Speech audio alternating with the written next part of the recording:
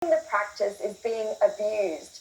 Elder Randall Ross said he'd seen instances where people who weren't even connected to the area conducted the ceremonies, and also said that groups shouldn't be making a profit from them.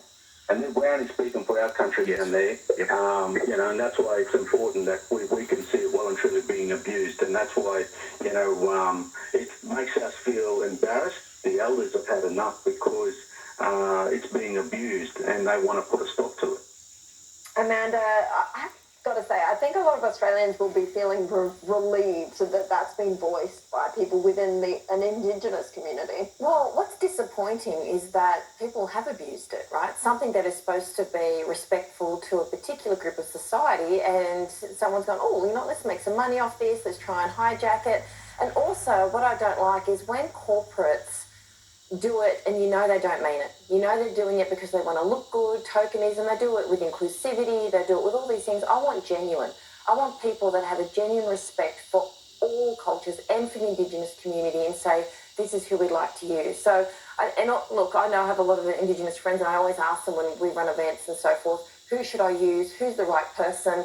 And it's actually really hard. They say, oh, it's so political, you've got to use this person, I'm trying to do the right thing and I want to be respectful, but it's really, really difficult. So it'd be great if there was, a very seamless way to be able to do it where, the monies could go to the not-for-profits to help Indigenous communities and so forth. But hey, we can do our best here, but...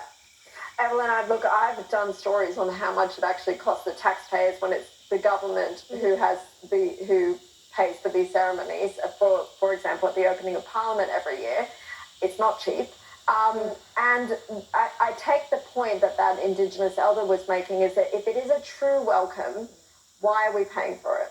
That's right. I've said this before, there's a thing called rainbow capitalism, which is big companies and corporations who jump on the bandwagon around, Pride Month and things. And like you said, Amanda, it's void, it's empty, it means nothing. And this is like that victimhood, capitalism, where there's an opportunity here to exploit it, unfortunately. I don't agree that we should have a welcome to country at all. I think that it's a divisionary thing, and I think that there's probably a large group of Indigenous Australians who would prefer just to have one group of people who are, under one flag, one nation. That would be fantastic. But you mentioned money. I looked up, so I found this in an article about a Brisbane City Council spokeswoman said that they spent $84,711 on welcomes to country in 2023, and this year so far it's been over $50,000. That's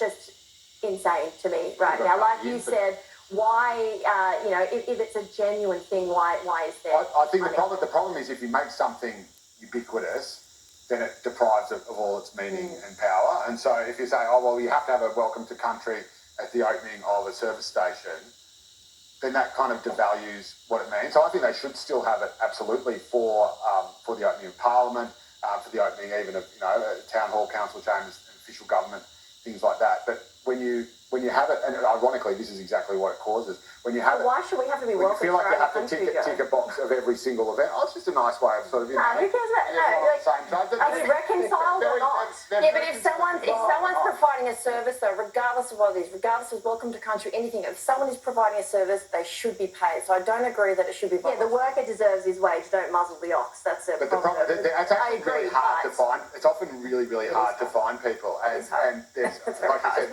there can be fights about who it is who's actually in charge, and there's often one group of people says it has to be us or it's not legit. Yes, exactly. And you can't use anyone else. So if you want to have an event, but there's often conflict between two groups as to who are the true owners. So it creates, and I think what a lot of people are upset about is how political it's become as well. That's what happens when you have it for every single event instead of saying, right, this is important, this is Parliament, or this is important, this is, Exactly.